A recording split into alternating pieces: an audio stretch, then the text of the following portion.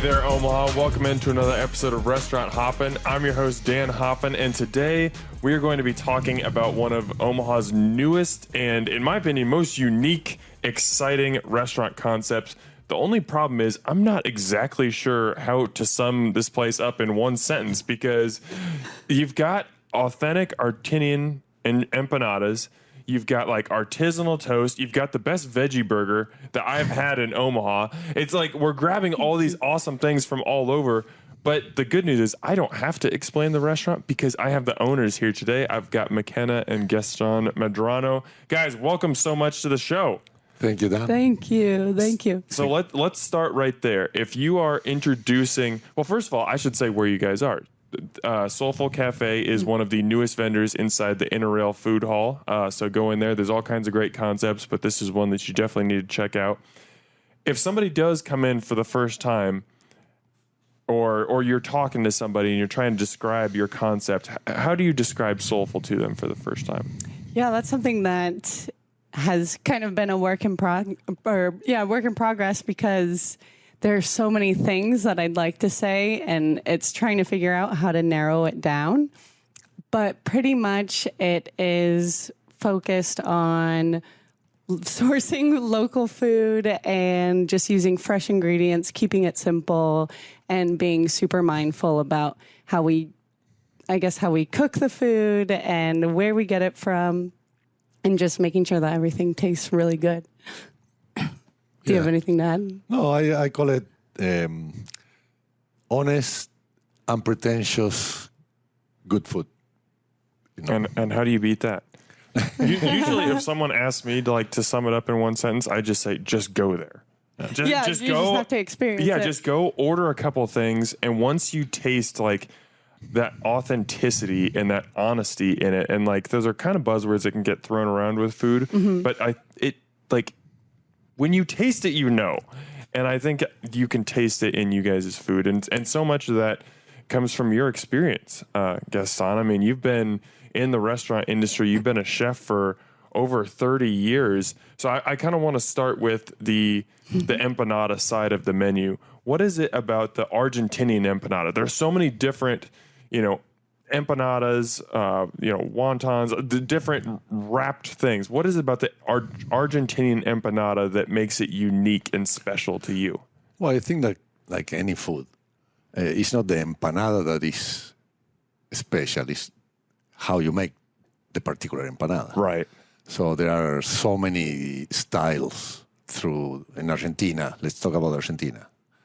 Through the country, there are so many different ones. And ours are from Jujuy, that is the north of Argentina. That empanada there is like hamburgers here, You have them everywhere, and everybody eats empanadas at least twice a week, 3 times a week. But not every empanada there is good also. So it's not the empanada itself that is good, it's this empanada is very good. I would agree with that. And your version is baked, not fried. It can be fried too. It can be fried too. Yeah. Why do you choose to bake them? Usually we have the choice, like in other restaurants that we've had, but here we cannot have grease vapors, so we cannot fry anything. Actually, we cannot have even a open flame in our space. So we're cooking with no flame. Holy cow, and you guys make it happen. Wow. That makes it even more impressive. Yeah. We are impressed. Well, I mean, I can get down with a fried empanada, don't get me wrong, to get that nice crispy exterior, but yours reminds me more of it's like combining meat and cheese with like a freshly baked loaf of bread. I mean, it is just that perfect. It's got like it's soft and doughy kind of on the inside, but it's kind of got that little bit of a crispy exterior from the baking. That texture is just perfect. So fried empanadas are great, but I think your version is excellent as well. I think fried food is like easier to make it good. You can fry anything. Oh, sure. I always say you can fry a shoe. But the baked empanada is a challenge. To be juicy, it's baked and you bite into it, and all these juices come from it. how do you keep the juice inside, you know? And that was the challenge for many, many years. That's what we wanted to achieve. Mm-hmm. And this is an empanada that my father was an aficionado of cooking. No? He loved to cook. He wasn't a chef, but he loved to cook. He loved to cook. It was a passion for him. And the empanada was a challenge. So for years when I was a kid, he was like looking for the perfect empanada. Oh, let's go eat at this place, this empanada, we go and try it. And always looking for the perfect empanada. And the secret, and they told me to do it like this. And finally he achieved like this very, very good empanada. And my last restaurant in California, I didn't tell him that I was opening a restaurant, and I surprised him. So he came, I picked him up at the airport, we went straight to a restaurant. And so we get there, and he's like, what is this? It's our restaurant. So he walked in, and I gave him an empanada to try. So we are prepping, and he's talking to my cooks, and he's like, well, you guys owe me money for this. He wants royalties. So he gets the empanada, eats it, and gets his surprise face, and he's like, oh, I think I will owe you money. And yeah, I'm super proud of what we achieved. And about the cheese, you know why I sent, like the other day, I sent you one, like I forced you into one. Okay, quick backstory for everyone who's listening here. I came into the Inner Rail last week and ordered stuff from Zaytuna. I ordered a little bit from you guys. I was like, okay, I'm going to have a big meal. But then Gaston sent out a cheese empanada as well. And I'm just like, okay, I guess I'm on the elliptical for like 3 hours today. But anyway, continue your story. Yeah, you resisted a little bit. First, you're like, no. Like, I want to send it anyway. Yes, and I appreciate that now. But go ahead. Because I know that it's so simple. It's a cheese empanada. It's dough with cheese inside. Cheese. Just try it, you know. And people get surprised, like, what is in it? So catches a lot of people off guard. Yeah. Because I mean, it is like it's like the cheese just like erupts. You just get this, and because you're cooking them all like so warm and to order, like it's not like that cheese is sat and congealed or anything. Like I've had empanadas like that where it's just like, okay, I'm biting into some rubbery cheese. Awesome. This is like the cheese is alive, and it is just like this rush of warm dairy. I mean, I loved everything I ate that day, but that was the best bite because it was just, yeah, it happened before that I do that. I say, can I send you cheese empanada? Oh, we're full. I said, make a little more room. Yeah. I sent it, even if they say no, I sent it anyway. And then they're like, this is really, really special. So how meaningful is it for you to be able to share empanadas and specifically your style of empanada with the people of Omaha? Because a diner like myself, there's nowhere else in Omaha that I'm getting that. So you are probably, you're my introduction to Argentinian empanadas. I don't know if I would ever have that anywhere else. Like, correct. That's a special thing. Like, what is that feeling like for you that this whole city of people is getting to experience something that's so special to you because of you? Well, I've been coming to Omaha for 30 years, approximately, because of her mom, McKenna's mom, that grew up here. So we'll come and visit family. And I love the scene, the old market area and the restaurants. And I was like, I would love to cook for these people here, because I knew that they didn't know, they haven't been exposed to our kind of food. So I always wanted to have a food place in Omaha. Always have that kind of fantasy dream. One day I would love to do it. And the opportunity came. And now it's happening. Yeah. And we are definitely going to get more into your background, both your background and the background of the restaurant. But McKenna, we got to hit on the other side. I don't know if I should call it the other side of the menu. I don't know if that, like the menu isn't two separate things, but the more like health focused, I would say, portion of the menu. So you offer several different salads, some artisanal toast, and the hippie burger, which we absolutely will be talking about more in a minute. But what makes you passionate about like that style of cooking, about, using sustainable ingredients and just promoting a little bit more of a healthy lifestyle? Yeah, it's interesting. People have come and asked, and one of the main questions I get is they're like, this is so incredible. Is this how you eat at home? And I guess that's it's true. It's just, that's how we eat. It's how we live. So it was something that I wanted to share with people. And I guess I have my background in school. I studied sustainable food production and really dove into food studies, but it goes like so deep just back into my childhood and how I was raised eating and just always appreciating food. And I love traveling and trying different foods. And so I guess this opportunity came sort of out of left field. I wasn't really looking for it. I'm a service industry professional. I guess I've been a server, bartender for the last 11 years. And I kind of started telling myself in my head, if I stay in this industry, I'm going to be working for myself and I'm going to be doing something myself. And I was just kind of getting tired and run down and kind of started focusing on my own health also and diving into that. And I started a health coaching certification as well. And it was kind of through that this kind of started to take form a little bit more, because I started to learn more about food and ingredients and what worked together. And so I guess Solful was kind of born. Solful started as a juice bar concept, which is really interesting. Wow.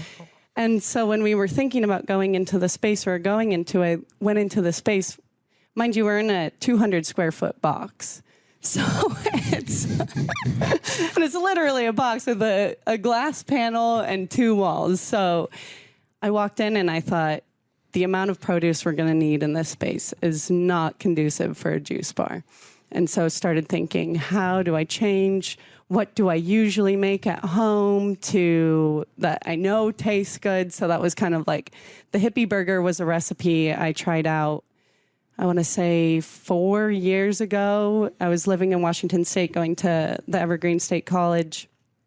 And my roommate and I just made these veggie patties, and they were incredible. And I brought them to the restaurant that I was working at the time. I was like, you guys, you have to try this. And they ended up putting it on the menu. It was so good. And so I was like, okay, I have something here. And it's funny because the hippie burger almost didn't make it onto the final menu. At Soulful? Yeah. Really? Yeah. Last minute, I was like, my mom was like, you're crazy. You have to bring it back. And I kind of had this thing where first it was called the beet burger. And I was getting some feedback and people were like, I don't know about a beet burger. It's not too sexy, I guess. Yeah, beet is not. I actually love beets and cook well. Beets are beautiful. It is not an attractive ingredient when you see it on a menu usually, especially to the common palate. They're going to see beet and be like, I don't know. Hippie burger is a little bit more like, what's that? Exactly. Yeah, that's how I was like, I need to make it more approachable. So, but I guess going back, I love food. I respect food. I honor food. I've worked on farms. I've worked for small farms. And so I just know how much love and care goes into growing produce. And it kind of translates into the flavor, because when I go out to restaurants, I can almost taste the plastic bag that spring mix came out of. And so for me, I almost refuse to order from Cisco, kind of to our own demise. And I can't do it because you lose the quality. And I think that's something that people don't understand, where they're like, it's so simple. How do you make it taste so good? But it's like, it comes from the ingredients and like the soil that the plants are grown in. And kind of that was working on these small farms. I realized it was so beautiful to watch these plants grow into nutritious food. And so it's really beautiful that I get to kind of carry that knowledge over and I'm able to share that. And there's so many great local farmers in Omaha that are just like more than willing to just one day I'm like, oh my gosh, you guys, I need more asparagus. And they'll bring it over that day. And so it's really nice. Well, I think that's what really sets your food apart from most other healthy, menu options is like the toasts.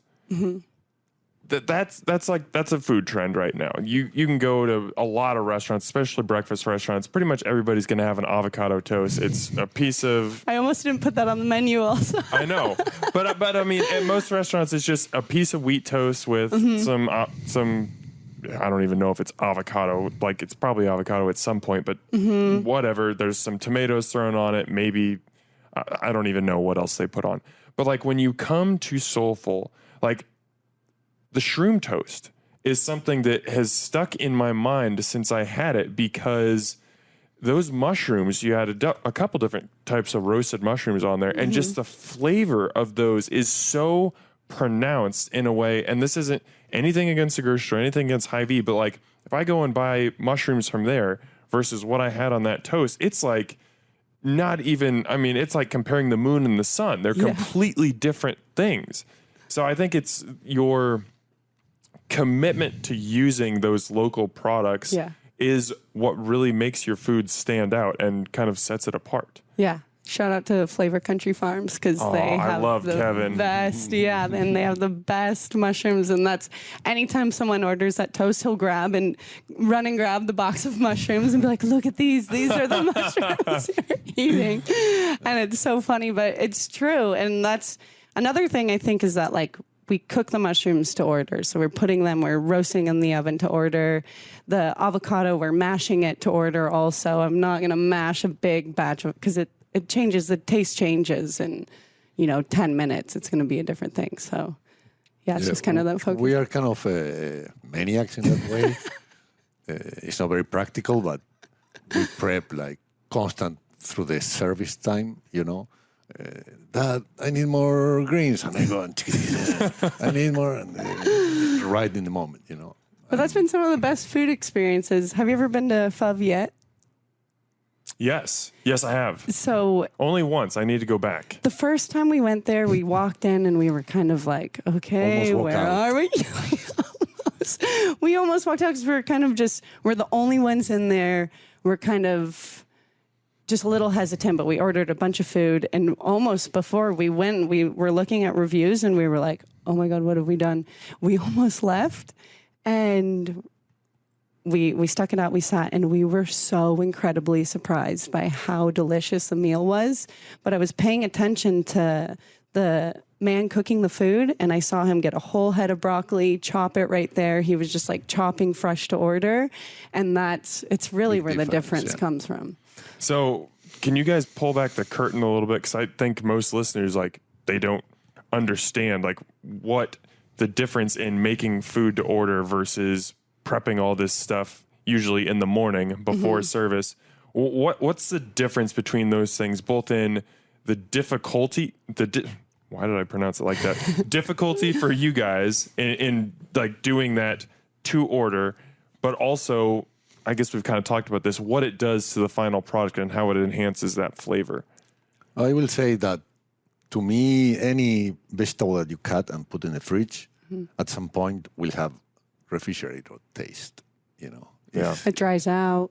It picks on other flavors and it loses also, some herbs that if you chop them and use them right away, the oils and the herbs, the essential oils, you keep a lot more in there, and it doesn't pick other flavors from wherever it is. Usually refrigerators, I can taste if I leave, I don't know, anything in the refrigerator, or I go to a restaurant and you get a salad. Like she was saying, you taste that plastic bag or that air in that walk-in refrigerator. So, it's a challenge, but I think it makes a big difference. We almost have to do it, too, because the space is so small. So it's hard to prep really far ahead because we have nowhere to put it. So that's just, You're forced into making delicious food. It's more difficult, but the end product is worth it. I feel like, and I think we might have kind of stumbled upon the answer, but I feel like there's this stigma against health food. Definitely. And some of it is honestly earned because, like, I think, most Americans, we have gotten to the stage where we understand, yes, we need to eat healthier. But for most people, that means if they're going to a restaurant, they're, just getting a salad or getting, a small sandwich or a soup or something like that. But then they're turned off to it because it's exactly what you guys are talking about. It's something that's not prepared fresh. It's probably coming out of a tear apart bag or something like that. It's it's like a self-perpetuating fallacy that health food, I don't want to eat health food because it's less delicious than a cheeseburger. And then I have this salad that isn't prepared right. But a burger doesn't have to be unhealthy. You can eat a great healthy burger. Right. So define healthy first. What do you mean with healthy? When you told me about the cheese empanada, that is not, it's healthy, and she has a phrase that about indulging. Okay, yes, go. Well, just because I think that part of like living a healthy lifestyle is also indulging in foods and enjoying. It's kind of that process where if you really sit and you're mindful with what you're eating, it creates a completely different experience for yourself, and you can kind of almost trick your brain. And like, there's this thing I learned in my health coaching class that they kind of said if you eat a cheeseburger and there's lettuce, tomato, and avocado on it, and you kind of start thinking in your head, these things are good for me, that your body will almost react the way that it digests it and the way that your body processes it. Really? Your body reacts to that. So it's kind of like this, it's like you said, it's that negative self-talk almost where you're like, oh, healthy food, where we've had people come up and they were like, oh, we were so glad we found out you weren't vegan because if you were, we wouldn't have eaten here. And it's just kind of this stigma where health food in people's head, it rings this thing where it like rings restriction and bland. I don't know if people think that it's going to taste bland or if healthy food doesn't taste good. So my goal is to break down that stigma because I think just as much as like paying attention to what ingredients you're putting in your body, you have to enjoy and indulge and not be so hard on yourself. And people will say a lot of things like, oh, you must not eat a lot of empanadas. I eat probably 6 a day. And so it's just kind of that thing of finding a healthy balance. But I think sitting down and eating a piece of cake with butter and sugar and all these delicious, we use organic flours and we use high quality ingredients. But I think it's really important to indulge and not put yourself in such a tight box, I guess. Health food doesn't have to be so restrictive. Well, I am having pizza tonight, and I am very excited to just focus on the mushrooms and stuff on the pizza and be like, yep, I'm in a healthy mindset right now. There you go. I do want to shout out the hippie burger, though. You gave it some love earlier, but I want to do the same because I'm not a vegetarian. I'm not vegan. I like to keep an open mind and try stuff, and I've had some bad veggie burgers. Yeah. That's the best that I've had. And you earlier, you talked about you could deep fry a shoe and it would be good. You can put that spicy peanut butter sauce on a shoe and I will eat the heck out of that shoe because, like, seriously, jar that bottle. Well, I guess that kind of defeats the purpose. We're talking about making things fresh. So don't jar it or bottle it.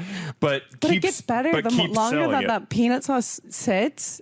That's one thing that gets better, like the sesame dressing. Oh, it's like after a few days, the flavors really develop and it's so good. But the hippie burger, the peanut sauce, that was also something where I almost didn't put the hippie burger on the menu because I didn't know the sauce to go on it. Oh, for so long, I was trying out so many different sauces and I couldn't. And one day I was just like, peanut sauce. Everyone loves peanut sauce. It's so good. And that's how the hippie burger was born, I guess. It's still... But I think we figured it out. The bread we put it on, just every element, fresh the mint bread. on there. Ciabatta bread. We put the bread. Every burger the bread goes fresh in the oven. Finished in the oven. Also. You guys are making me hungry. Okay, let's get into the background of this place a little bit. So I think to fully understand Solful Cafe, Gaston, we got to start with you. You talked about your dad. He wasn't a professional cook, but he was always on the search for that empanada. And I believe your grandfather was a professional cook. Has cooking just always been almost like a part of your DNA, or what got you into cooking originally? Yeah, it was probably my father. No, my grandfather. It was her grandfather. Oh, okay. My father. Yes. Yeah. So, when I was a kid, I don't know, I loved to cook. I will cook with my mother also. My mother was more like a European kind of cooking. And I just love it. My friends will go to play and I will stay home, I don't know, making things with my mother, roasting a piece of meat. Also, we were 5 kids. My 3 sisters went to school in the morning, I went in the afternoon. So my parents worked. And in the morning, my dad, before going to work, will go to the butcher, to the vegetable store, and buy stuff. And I wake up, I will go on my bike, pick up what he bought, bring it home, and my mom will had given me directions before on what to make for my sisters when he came home. They came home from school, and I was very little, very young. I was like 9 years old, 10 years old, and I will cook for them. So I don't know. I just liked it. It was natural to me. My friends will look at me like, well, "You're cooking." Well, heck yeah, I'm cooking. I really, it was natural. I will spend Sundays with my mom making crepes for tea, you know, and learning to flip them. So it came like that. And my dad was, again, he was a total fanatic about cooking and learning different things. We had the Argentinian Julia child. that he loved that. Doña Petrona, it was called, an old lady, just like Julia Child in Argentina. And he was always, when he was home, he was always doing some food, something different. Yeah. And I guess I got it from there. I remember every time he would come visit, he'd make gnocchi from scratch or just, It was... He lived in the kitchen, yeah. Mm-hmm. He was all the time in the kitchen. Mm-hmm. Mm-hmm. And McKenna, as you're growing up, obviously, you know, we talked about Gaston. You opened restaurants in San Diego. You were a chef for a long time, both here and in Argentina. So, McKenna, you're growing up in like this food background, and usually, like sons and daughters of chefs who grow up and they see like the inner workings of restaurant life.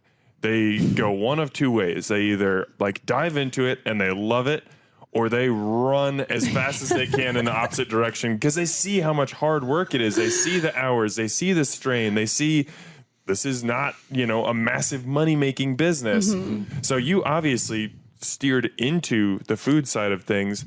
What was it about cooking and everything that got you interested? Why do you think you chose that path versus the going away from it? So I think it's funny because everything that he said of how he grew up is kind of what I experienced. But it's funny because we were talking about this, I think, yesterday, where I said his last restaurant, Gauchito, I was kind of old enough to see how much time you really spent there and kind of understand it. And I was talking about all day, every day, kind of what we're doing now at Soulful. But he was there. Open to close every single day. And if he wasn't there, the food wouldn't be the same. So I remember thinking in that moment, yep, that's not for me. I don't know. I will never do that. I can't even imagine it. And now here we are. But I think my whole life I was kind of trained for it. This is something I would say like in job interviews where I almost feel like I was born in a restaurant, where my earliest memories are sitting in the back of the kitchen with a big pot of clams, just eating them out of the shell and falling asleep on the booth or just like eating asado de tira and just sucking on the bones of the meat. And my mom says that I used to love even like as raw meat as I could get. That was my favorite thing. Or I also remember waking up at like 6 o'clock in the morning, sneaking and going, and I would eat a whole stick of butter. Oh my gosh. Go back to sleep. I don't know if that like equates, but I just like always loved food and eating. And so it's funny to find myself here, but it's almost natural, like kind of like what he's saying is just natural progression of it's what we know and it's what we know how to do. I'd love one day to get more into the growing side. That was kind of like what I went to school for, was learning how to grow food. And my background is sustainable food production, but I also studied so much about flavors. So it's kind of everything in my life has come up to this point, I guess. So it's been really fun. Soulful is almost like it's like a little test kitchen, almost how I see it. And I just love seeing how people react to the food and people that come back every single day. It's so cool. Yeah, we have customers that come every day. That's awesome. Yeah. Incredible. So Soulful didn't start out as a test kitchen. It started as a Facebook post that you made on March 9th of 2023. And No, actually, sorry. Oh, okay. But actually, Correct the me, please. empanada was born there because Soulful was like delaying, and she was kind of frustrated. I was a consultant for Soulful first. So I was Okay. hired originally as a consultant to create a concept. And I wasn't going to maintain involvement after it. But I put so much into it where it was just like the I'm a part concept of was this so now. personal. Yeah. So it felt only natural. It kind of couldn't go on without my further involvement. So now here we are. So So when what that happened, that it was kind of being delayed, and I came here. I live in Brazil, so she called me. Dad, I got an offer to do this and this project. That was a juice thing originally, and you want to come and help me? Cool. I came right away, and we had to open in April. No, we have to open in April. They told me we have to do it. Okay, so I came right away. April, nothing. So nothing was happening. I'm like, We have to Maca, make empanadas. wait, get in the computer and post about empanadas and see what response we have. And the response was Huge. very big. yes. Huge. And we started making empanadas at home and doing the delivery. Like, that's how we met you. And we did that one weekend. Second weekend, very well. Monday, health department. Please come talk to us. So what happened there? Because I know that you guys are familiar with cottage baking laws. So We didn't realize that it had to be a shelf-stable product, I guess. We didn't look too far into it, and it kind of just started, this is cool, this is fun, it was exciting, and we toyed with the idea for a while. Okay, do we merge the two, Soulful and the empanadas? Do we keep doing the empanadas somewhere else and continue with Soulful? And it just seemed natural to do all the production in one place. But yeah, I guess we weren't super familiar. We were a little misinformed with the cottage laws. And when we went to speak with the health department, they were so nice and they were so understanding, but pretty much you can't do that anymore. Find a commercial kitchen to work out of. So that's what we put it kind of on pause. But the initial reaction for the empanadas was just mind blowing.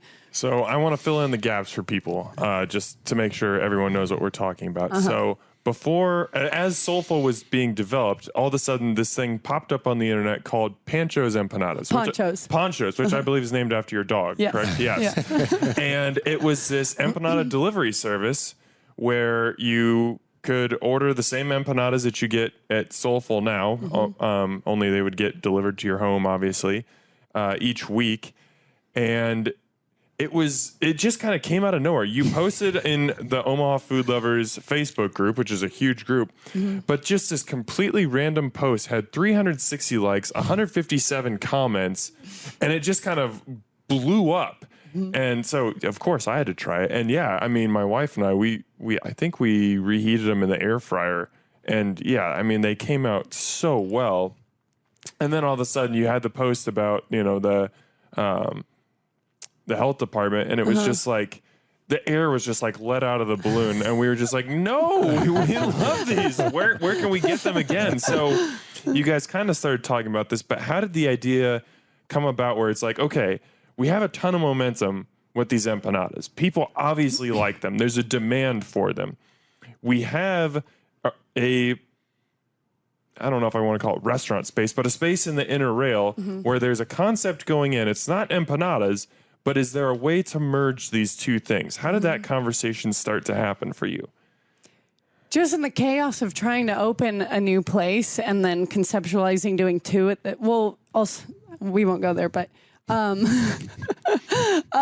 so that was just kind of the thing. Do we keep it separate or do we find a way to merge it? And I received a little bit of feedback where people were like, I don't think that that the two will blend together well.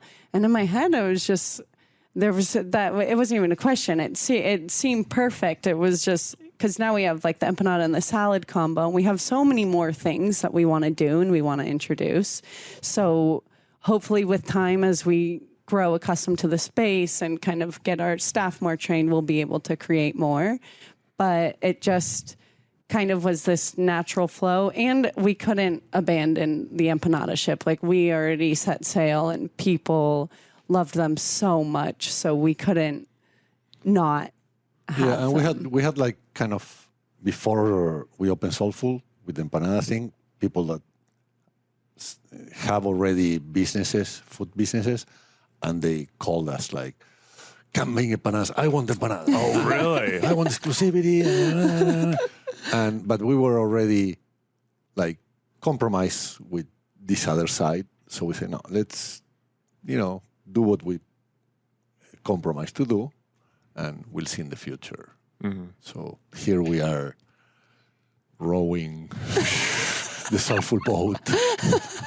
Well, I think what you said, McKenna, you're absolutely right. Like, yes, on the surface, it seems kind of odd to be like, oh, here's this, this health conscious bay, and it's got empanadas. Mm-hmm. But it really is a great combo because, hey, the empanadas are kind of small. So you can have a couple empanadas, you can have an empanada and a hippie burger, you can have an empanada and some toast. Like, it's a very mix and matchable menu, which I think is really fun. And because the empanadas aren't fried, they're baked, they are, pretty healthy. And they're like, again, it's going back to the ingredients that you're using makes everything delicious. So yeah, it kind of seems like you're trying to mash two balls of clay together or two balls of Play-Doh, like two different colors. Yeah. But it really is just one. And I think it's a beautiful concept. Once you taste the food and understand it, it really is just one thing and it just works. I think that next time you go, I'm going to make you eat. No, the combo, empanada and salad, is a perfect meal. It's a perfect meal. I love when people order a whole salad and they get two empanadas, or like you said, they'll get an avocado toast and a cheese empanada.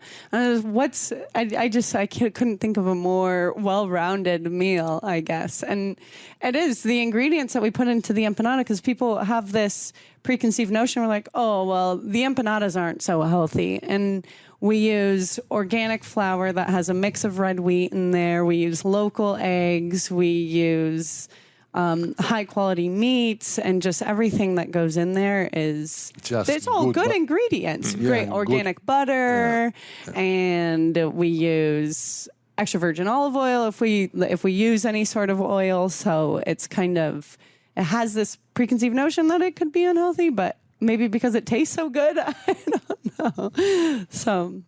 So we talked a lot about the empanada side of the menu. I want to get back to the other side of the menu, in that it was supposed to be a juice bar, and you realize, you go into the space and you're just like, that's not going to work here. Yeah. So how does your brain start working to develop what the menu is going to look like? And, we even mentioned a couple things didn't make it until the very end. How did you decide once you decided the concept is not juice bar, how did it evolve into what it is now? Well, it was kind of headed in that direction with some of the salads that we have. Really, a lot of it was done last minute, where we were just like trying things at home, eating the way that we do the chopped salad, which is collard greens, kale, carrot, cabbage, organic rice noodles. And so with this sesame vinaigrette, something that I had made, and we were adding tinned fish to it, chicken, and that's what we do at Soulful now. So, but then also the idea was seasonality. So we are also faced with this unique obstacle where in Omaha, compared to like growing up in San Diego or living in Washington State, where there's an abundance of produce all the time, we're faced with this unique challenge that it's a little bit harder to come by, especially in the winter. I'm kind of nervous for when winter comes, but I know that there are some farms that have great greenhouses, and how we'll be able to source. We'll have to change the menu a little bit, but I guess the focus is seasonality. So some of the things that are on the menu now, I'm actually in the process of changing them. And I felt like I had a little bit. I was calling it writer's block because I didn't know. It was just like kind of my creative energy. I just am in Soulful all day, every day. And it's really hard to find the time to experiment, hard to even think about bringing on another item. Where am I going to put it? So I'm in the process of changing a few things out. And I think I want to keep kind of the same spirit of the dish, but change the ingredients to be more seasonal. So right now we're kind of fizzling out of asparagus season here. At least I haven't been able to find local. So I'm changing up the spring salad so I guess those things where it's just always trying out new things and seeing what's in season and seeing what we can make with it. Corn is coming. Corn is coming. The corn Yes. empanada, if you like the cheese empanada, the corn empanada is, I think you'll like that one a lot. So we had that when you guys did the delivery, and it was excellent. It was excellent then. But I can only imagine how much better it would be fresh coming out of those ovens. Okay, That's why I didn't want to put it on the menu until we could get fresh sweet corn. Oh, you tell me the day that goes on the menu, and you're gonna have a really tall, gangly guy waiting in line. I will be there. But yeah, that's the spirit of it, is seasonality. And so we'll just keep rolling with that and see what else we can introduce and what else we're able to do with our one little induction burner and our super powerful oven.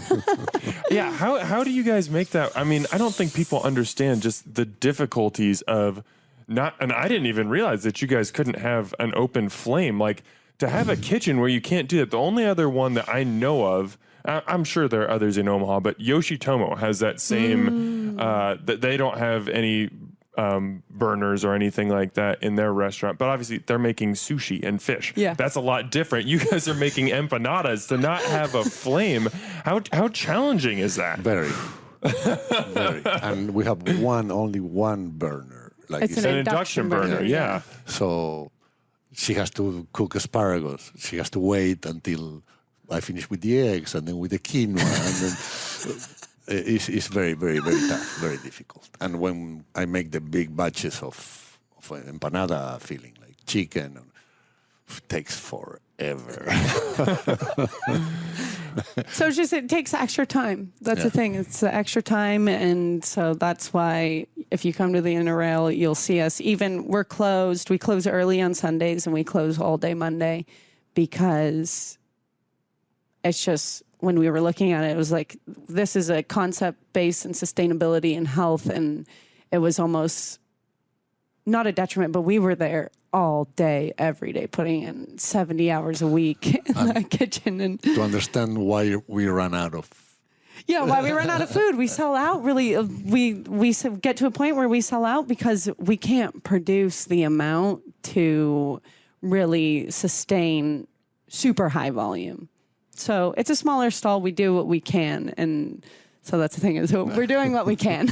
Well, you guys do a great job. And I think, that speaks even more to, the fact that you guys are committed to cooking things to order. Like, it would be a lot easier to say, oh, I've got, some downtime here. I'm going to roast a bunch of asparagus now and set it aside a week. But that would taste a little bit wilted. It would not be as good. It would not be as fresh. And so you don't take that shortcut. And I love that. Lots of people tell me, why don't you freeze? Freeze empanadas, Megan, freeze them. And it can be good. They will be good anyway, but it's different. It won't be the same. Yeah.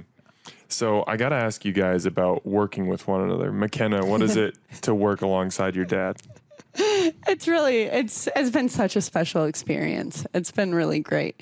I worked in his restaurants before, so I was used to it. And there was kind of also some people who are like, are you sure you want to have your family so close, But at the end of the day, I don't know what I would have done if he didn't come to help with this project. And it's been really special. There are times of tension.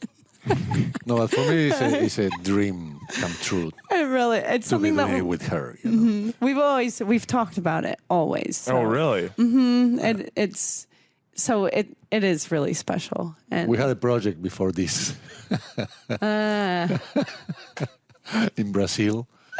So that's how we ended up in Omaha also. Because I live in Brazil. I live in an island, a tropical island, beautiful. Man, what are you doing in Omaha? Get out of here. You live on a tropical island. You'll understand soon. So finally, since he was little, since I split from with his mom, or her mom, we're always fantasize. Oh, when you're 18, you'll be able to come and do whatever you want. And, okay, so she started college. Well, when you finish college, you will come and we'll do something. And she's studying food production, and she's working in farms. And I have a property that I used to have my vegetable garden and my chicken coop, and I receive tourists, guests, how you call, well, people to. It's a very touristic place. So the idea was to build cabins and have the garden and like an eco-village. Yeah, and make food and healthy and good, and a lot of seafood, fresh seafood. Because that's the thing. He had guests that would come and stay. You did it through Airbnb. And there were a few times where I was there where we would stay with guests and he would cook for them in the morning, like kind of build in like a food package almost also. And even there, people just couldn't believe, because the food's incredible there, but it's different when he's cooking it for you. And so, and we would cook for guests and bring them fresh juices and people were really, really be impressed. Okay. So finally she finishes college. Okay. Dad, I'm going. So she moves with her boyfriend and start arranging the house, painting the house. She started a new vegetable garden. Everything is going great. I got new chickens, and we have a new chicken coop. Everything is going as dreamed. And so I decided, okay, I'm going to go to California to work for a while and generate more money to invest and keep building. I left on a Thursday. Go to Omaha on Saturday night. No, Sunday morning. I wake up and I find out that. Go ahead. So like he said, these 2 weeks we're prepping, we're getting ready, we're getting the house ready, we're just starting our life. This is my thing. I'm going to go to school. I'm going to start my life and start my eco-village in Brazil. He leaves 2 days later. Long story short, wake up in the middle of the night and there's a man with a machete in the house. And there's a man with a machete in the house, and we jump off a second story floor, because he built his house on stilts. And so that was the only way to get out, run off into the middle of the night. And when we came back to the house, it was on fire. Oh my gosh, that's awful. And so that was kind of, it was a shock. This was a thing where it was like, this was our life. This is what we were doing. This is what that was really what we always dreamt of doing. That was the dream. And, universe had different plans and had to keep moving. So that's it. When we first came back to Omaha, people were, what are you doing in Omaha? What brought you back to Omaha? Well, a man with a machete in the middle of the night was the real reason. So that kind of ended that chapter. And that's also where like the inspiration and kind of this tenacity and the drive to do something here all came from that. Other experiences also, but that experience was a huge catalyst for just needing to. It's like, okay, I guess what now?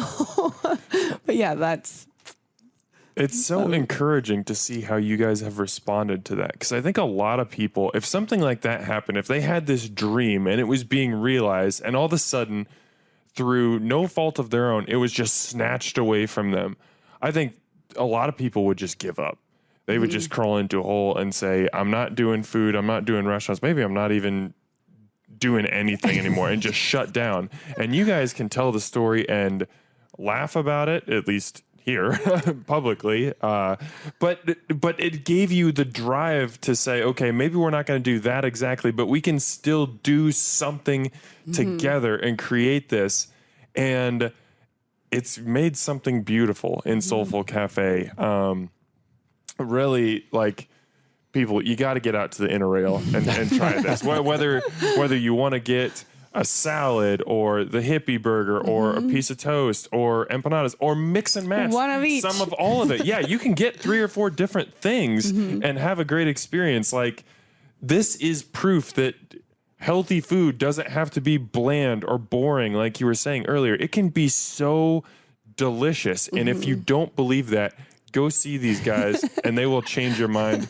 McKenna and Gaston, thank you so much. You talked about how busy you are and how much you have going on, that Mondays are like one of your few days off. And you took that time to come on this podcast today, and I'm so, so grateful for that. Thank you very much. It's an honor. Thank you. Thank you. Omaha, as always, thanks for eating with us.